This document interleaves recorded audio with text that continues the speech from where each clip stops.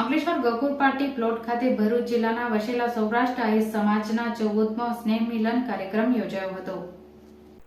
ભરૂચ જિલ્લામાં સૌરાષ્ટ્ર આહિર સમાજનો 14મો સ્નેહ મિલન કાર્યક્રમ અંકલેશ્વર ગોકુળ પાર્ટી પ્લોટ ખાતે યોજાયો હતો, જેમાં વ્યસન મુક્તિ અને શિક્ષણનું પ્રમાણ વધારવા પર માર્ગદર્શન અપાયું હતું। સમાજ વ્યસનથી દૂર રહી યુવાનોમાં શિક્ષણનું પ્રમાણ વધે અને ધંધા રોજગારમાં કઈ રીતે વૃદ્ધિ થાય તેના ઉપર માર્ગદર્શન આપવામાં આવ્યું હતું।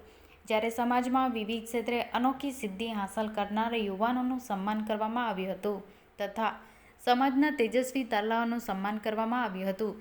સૌરાષ્ટ્ર આહિર સમાજના પોલીસ, ડોક્ટર, વકીલ અને જજ સહિતના કર્મચારીઓ, અધિકારીઓનું તથા અનેક ક્ષેત્રોમાં કાર્યરત સમાજના તમામ ભાઈઓ બહેનોનું સમાજ દ્વારા સન્માન કરાયું હતું, જેમાં ગાંધીનગર સચિવાલય આનંદ જીજોડિયા, વલસાડ એડિશનલ કલેક્ટર અશોક કલસરિયા અને સનાતન ધર્મના ગાડીપતિ સોમદાસ બાપુ, સમાજ આગેવાનો મગન આહિર, પ્રમુખ સાજન આહિર, સરકારી આગેવાનો સુરેશ આહિર, નાગજી પીઠિયા, નારણવાડા અને તેમજ મુરલીધર યુવક મંડળના તમામ યુવાનો અને જિલ્લાભરમાંથી પધારેલા સમાજના લોકો વચ્ચે વિશેષ યોગદાન આપનાર વ્યક્તિઓને પણ સન્માનિત કરવામાં આવ્યા હતા। આ કાર્યક્રમમાં મોટી સંખ્યામાં સમાજના લોકો ઉપસ્થિત રહ્યા હતા।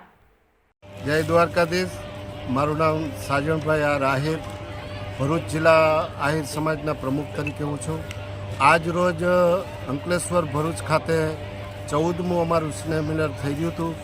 એની અંદર વિદ્યાર્થીઓ સારા ટકા લઈ આવ્યા એનું સન્માન, પછી અહીંયા ભરૂચ જિલ્લામાં આહિર સમાજના જે વર્ગમાં નોકરી કરતા હોય, પોલીસ ખાતામાં હોય, મહેસૂલ ખાતામાં હોય, જે કંઈ ડૉક્ટરો હોય, એનું બધાનું અમે સન્માન રાખ્યું હતું સમાજ વતી।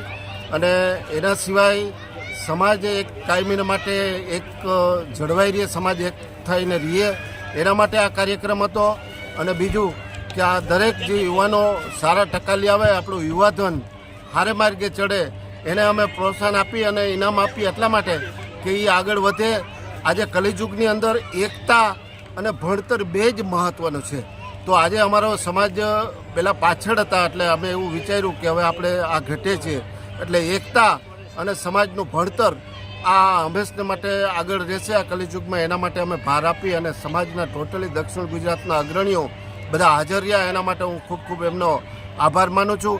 અને પત્રકાર ભાઈઓ પણ અમારા નીતિનભાઈ આહિર અહીંયા કાયમી માટે આવી સેવા આપે છે, એમનો પણ ખૂબ ખૂબ આભાર માનું। જય દ્વારકાધીશ।